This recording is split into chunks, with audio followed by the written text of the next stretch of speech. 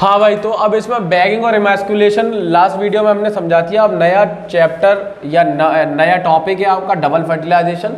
Reproduction in flowering plant का बहुत ज़्यादा इंपॉर्टेंट टॉपिक में से एक है। इमैस्कुलेशन या बैगिंग हमने बता ही दिया था, ऑटोगैमी को रोकने के लिए ये प्रोसेस इस्तेमाल किया जाता है। क्यों किया जाता है? सबसे पहले इमैस्कुलेशन किया जाता है। इमैस्कुलेशन एंथर या स्टैमेन को काट दिया, उसके बाद आपका इसको बांध दिया। तो बेसिकली ये बैगिंग और इमैस्कुलेशन लास्ट वीडियो में है, आप जाके देख सकते हैं हमारी। अब हमें पढ़ाना है डबल फर्टिलाइजेशन। डबल फर्टिलाइजेशन किसे कहते हैं, क्यों होता है, क्या होता है, किसने बताया?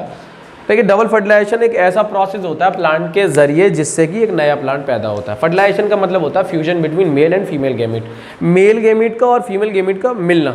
अब यहाँ पे भी मिलते हैं, वहाँ पे स्पर्म और ओवा मिलता है, ठीक है। अब यहाँ पे डबल फर्टिलाइजेशन जो है, एक साइंटिस्ट थे जिनका नाम था नाउशीन ने 1898 में 1898 में सबसे पहले बताया था। एक प्लांट में देखकर फर्टिलेरिया और लीलियम में देखकर बताया था किस तरह से डबल फर्टिलाइजेशन होता है। यहाँ पे कहने का मतलब ये है, दो गेमेट दो अलग अलग सेल से आके फ्यूज करते हैं। लेकिन वहाँ पे ह्यूमन बींग की अगर बात करें तो वहाँ पर सिंगल फर्टिलाइजेशन होता है। स्पर्म डायरेक्ट किससे फर्टिलाइज करता है? सेकेंडरी oocyte से। इतनी बात समझ में आई? अच्छा, यहाँ पे क्या होता है, यहाँ पे ये देखा गया है, देखिए ये क्या है, फीमेल वाला रिप्रोडक्टिव ऑर्गन है पूरा। फीमेल रिप्रोडक्टिव ऑर्गन बोलते हैं इसको, female reproductive organ. Female reproductive organ का नाम क्या है? कार्पेल या फिर पिस्टिल कहते हैं इसको, कार्पेल या फिर पिस्टिल। अच्छा, कार्पेल में 3 हिस्से होते हैं इसका, ये स्टिग्मा, ये बीच का स्टाइल और नीचे ये ओवरी। इतनी बात समझ में आ गई। अब देखिए, इसमें अंदर होता है हमारा क्या? ओव्यूल। ओव्यूल के अंदर होता है एम्ब्रियो सैक, जो कि एम्ब्रियो सैक के अंदर एंटीपोडल सेल, सेंट्रल सेल और सिनर्जिड और एग सेल होता है। हाँ, इतनी बात समझ में आ गई। कभी कभी क्या होता है कि होता ये है कि पॉलन ग्रेन यहाँ पर आ जाता है स्टिग्मा तक, पॉलिनेशन के थ्रू आ गया। अब पॉलन ग्रेन यहाँ आ गया। पॉलन ग्रेन के अंदर आपको पता है 2 गेमीट होते हैं, एक तो जनरेटिव सेल होता है, एक वेजिटेटिव सेल होता है। 2 ही तो गेमीट होते हैं। ये 2 गेमीट अंदर आके फर्टिलाइजेशन के लिए आगे बढ़ते हैं। किसके थ्रू आगे बढ़ते हैं? हरी हरी ये जो देख रहे हैं आप, ये होता है ट्यूब, इसको बोलते हैं पॉलन ट्यूब। अच्छा, पॉलन ट्यूब। अब जब आप ओव्यूल का डायग्राम देखेंगे तो ओव्यूल का डायग्राम होता है कुछ इस तरह का, देखो कुछ इस तरह का डायग्राम होता है ओव्यूल का।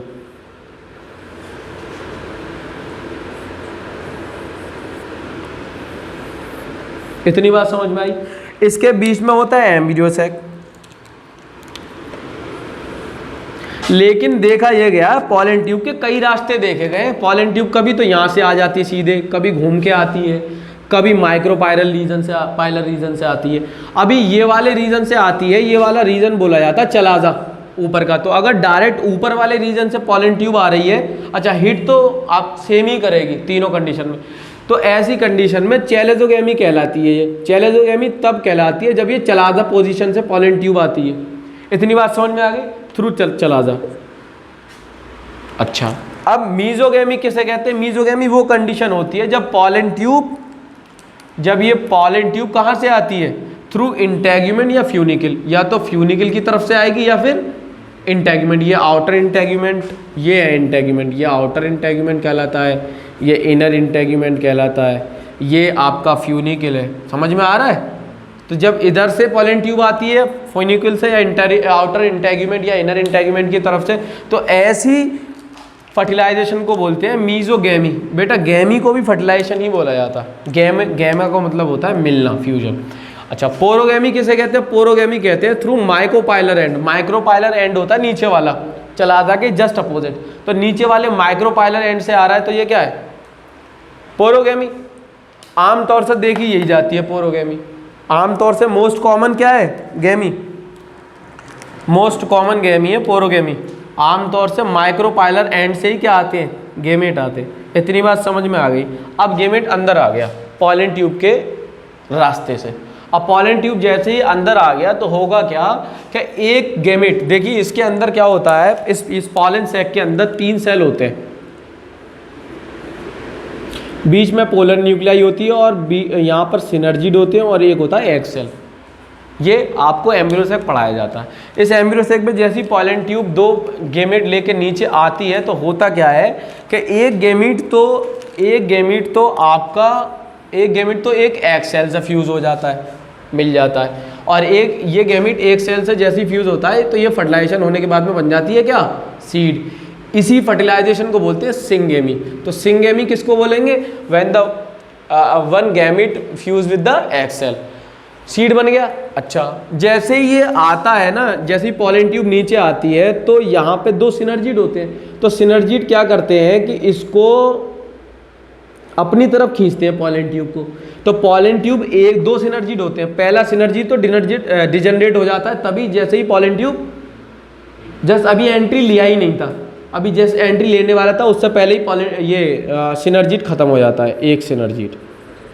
दूसरा सिनर्जिड कब खत्म होता है, जब ये एंट्री ले लेता है। तो सवाल ये आता है नीट में कि ये जो पॉलन ट्यूब है ऐसा क्या है जो माइक्रोपाइलर एंड से होता होगा डायरेक्ट सिनर्जिड पे जाके लगता है। तो यहाँ पे कैल्शियम आयन होते हैं कुछ, तो यहाँ पे जो कैल्शियम आयन जो होते हैं रिच, ये पॉलन ट्यूब को खींचती है कैल्शियम आयन, तो इसीलिए डायरेक्ट कहाँ जाके लगता है, एग सेल के पास लगता है। कौन, पहला गेमेट। दूसरा गेमेट जो लगता है वो लगता है जाके सेंट्रल सेल पे। तो दूसरा गैमेट जो सेंट्रल सेल पे जाके लगता है ये बना लेता है क्या, रिजल्ट में बनता है एंडोस्पर्म। अच्छा, इस फर्टिलाइजेशन को बोलते हैं वेजिटेटिव फर्टिलाइजेशन। एक होता है जनरेटिव फर्टिलाइजेशन जो मैंने यहाँ बता दिया। वेजिटेटिव फर्टिलाइजेशन को ट्रिपल फ्यूजन भी कहते हैं। ट्रिपल फ्यूजन क्यों कहेंगे, देखो ट्रिपल फ्यूजन यहाँ पे इसलिए कहेंगे, सेंट्रल सेल में 2 न्यूक्लियस होते हैं ना, और यहाँ पे 1 न्यूक्लियस, तो 2 न्यूक्लियस और 1 न्यूक्लियस के 3 न्यूक्लियस बन गए। तो इसका मतलब ये हो गया एंडोस्पर्म कितने न्यूक्लियस का होगा, 3 न्यूक्लियस का होगा। तो इसीलिए इसको बोलते हैं ट्रिप्लॉइड। तो एंडोस्पर्म की प्लॉइडी क्या है, ट्रिप्लॉइड। नीट में अक्सर सवाल आता है। अच्छा ये एंडोस्पर्म होता क्या है ये सुन लीजिए। देखिए जैसे मैं यहाँ पे एक मैंगो का डायग्राम बना दिया, बीच में ये गुठली है, ठीक है बेटा। अब यहाँ पे ये बीच में ये गुठली जो है ये तो सीड है, सीड के अलावा इसका जो गूदा है ये आपका एंडोस्पर्म है। तो कहने का मतलब ये है जैसे ही एक गैमेट ने फर्टिलाइजेशन किया, एक गैमेट ने एक एग सेल से, तो सीड बन गया, और सीड के बाद दूसरा गैमेट सेंट्रल सेल से जो फर्टिलाइज हुआ तो ये एंडोस्पर्म बनेगा, यानी कि गूदा। बेसिकली सीड का गूदा जो होता है वो हम खाते हैं। तो खाने में हम क्या खाते हैं, एंडोस्पर्म खाते हैं किसी भी फ्रूट का। तो ऐसे फ्रूट ट्रू फ्रूट में आते हैं जिसका हम एंडोस्पर्म खाते हैं। समझ आया। तो फ्रूट कौन सा माना जाता है, फ्रूट ट्रू फ्रूट वही होते हैं जिनका हम क्या खाते हैं, एंडोस्पर्म। तो बेसिकली फर्टिलाइजेशन के बाद हुआ क्या, फर्टिलाइजेशन के बाद देखने को ये मिला कि ये जो अंदर ओव्यूल था ये किस में चेंज हो गया, सीड में। देखो अगर यहाँ पे मैं बताऊं इस तरह से देखो, तो ये ओवरी जो थी, ये पूरी ओवरी थी ना, तो ओवरी तो बन गई किसकी, फ्रूट की खाल यानी कवरिंग, और अंदर जो ये क्या था, ओव्यूल था, ओव्यूल क्या बन गया, सीड। तो आफ्टर फर्टिलाइजेशन हुआ क्या, आफ्टर फर्टिलाइजेशन के बाद मेनली फर्टिलाइजेशन हुआ। तो फर्टिलाइजेशन के बाद क्या हुआ कि जो आपकी ओवरी थी वो तो फ्रूट में बन गया, और जो ओव्यूल था वो क्या बन गई, सीड बन गई। अच्छा, इस फ्रूट में हम जो एंडोस्पर्म होता है वो हम खाते हैं। अच्छा, अब जैसे बनाना में फर्टिलाइजेशन तो होता नहीं, केला वहाँ पे बीज ही नहीं होता, इसीलिए बनाना जो है ट्रू फ्रूट में नहीं आता, वो फॉल्स फ्रूट होता है। इतनी बात समझ में आ गई। तो डबल फर्टिलाइजेशन में कुछ इंपॉर्टेंट पॉइंट्स यही है। अच्छा, डबल फर्टिलाइजेशन में कुछ लिखेंगे। Double fertilisation was discovered by Nawaschin in 1898।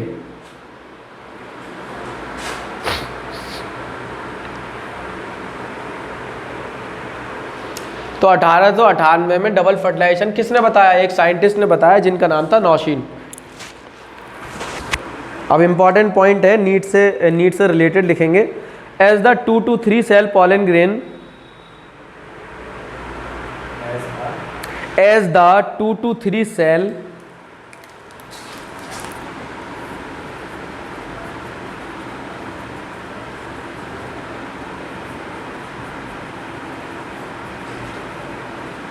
pollen grain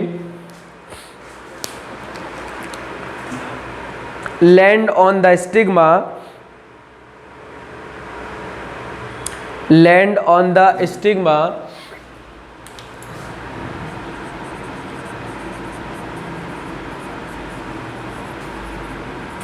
जैसे ये पॉलन ग्रेन स्टिग्मा पे लैंड कर जाता है तो फिर क्या होता है, लिखेंगे the pollen tube Yeats it way, pollen tube eats it way by secreting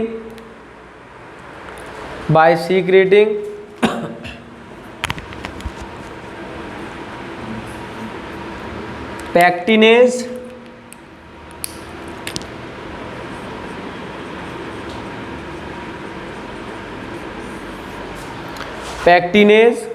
and some hydrolytic enzyme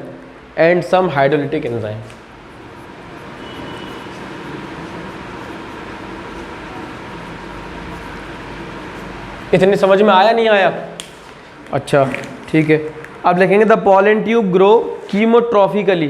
ये जो पॉलन ट्यूब जो आ रही है ना, ये कीमो यानी केमिकल एक्टिविटीज के थ्रू आती है, कीमोट्रॉफिकली। तो पॉलन ट्यूब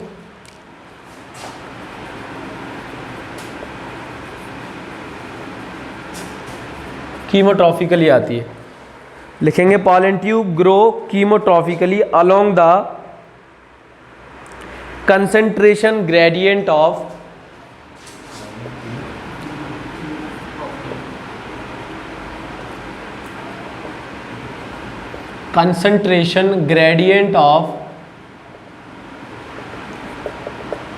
बताओ किसको देखते हुए ये बढ़ती चली जाती है आगे? कैल्शियम आयन, Ca+2 आयन, और बताइए यहाँ पे होता है बोरोन। लिखेंगे boron and sugar complex, boron के साथ साथ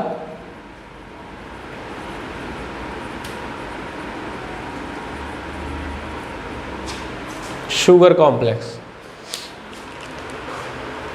अच्छा, अब आफ्टर फर्टिलाइजेशन क्या होगा? ओवरी। अच्छा एक बात और, इंपॉर्टेंट बात और, देखो गौर से देखो, आफ्टर फर्टिलाइजेशन हो गया, यही तो था।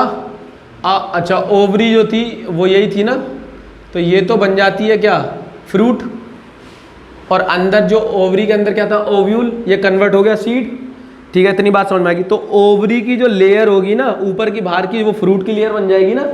तो फ्रूट ओवरी की जो लेयर होगी वही क्या बन जाएगी? फ्रूट की लेयर। इसी लेयर को बोलते हैं पेरिकार्प। क्या बोलते हैं? पेरिकार्प। जो ओव्यूल की लेयर होगी वो बन जाएगी किसकी? सीड की लेयर। सिंपल सी बात है, आफ्टर फर्टिलाइजेशन यही होता है। अच्छा लिखेंगे, नेक्स्ट पॉइंट लिखेंगे, देखिए पोरोगेमी का मोस्ट एग्जाम्पल है, मोस्ट कॉमन लिली, जिस पर सवाल आया है। कभी कभी इन पे भी सवाल आ जाता है। तो पोरोगेमी का एग्जाम्पल है लिली,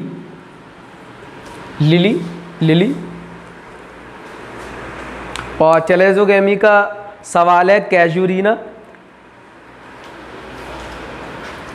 इसका एग्जाम्पल है कैजुरीना। चलाजोगेमी बहुत रेयर होती है। और मीजोगेमी का है कुकुरबिता, एग्जाम्पल है कुकुरबिता।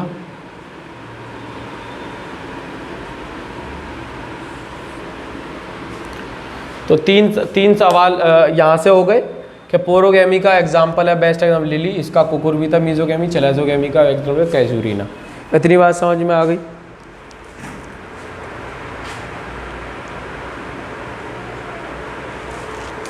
चलिए, ये आपका डबल फर्टिलाइजेशन आपका कवर हो गया। सिंगेमी, जनरेटिव फर्टिलाइजेशन, आपका वेजिटेटिव फर्टिलाइजेशन, कैसे पॉलन ट्यूब आता है, कहाँ आता है, क्यों आता है, सारे सवाल इसमें। आफ्टर फर्टिलाइजेशन क्या होता है, तो जल्दी से आप समझ लेंगे डबल फर्टिलाइजेशन किसे कहते हैं। डबल फर्टिलाइजेशन में बेसिकली दो गैमीट, एक गैमीट एक सेल से फ्यूज़ होता है और दूसरा गैमीट सेंट्रल सेल से फ्यूज़ होता है, इसलिए एक सीड बन जाती है, एंडोस्पर्म बन जाता है। दो फर्टिलाइजेशन हो रहे हैं, इसलिए इसको डबल फर्टिलाइजेशन कहते हैं। हो सकता है पॉलन ट्यूब का रास्ता चलाजा पोजीशन की साइड से हो, ओव्यूल का तो ये चलाजोगेमी हो सकता है, इस पोजीशन ये बदल के मीजोगेमी यानी इंटेग्यूमेट या फ्यूनिकल की तरफ से आए, हो सकता है ये पॉलन ट्यूब माइक्रोपाइलर एंड की तरफ से आए। ठीक है,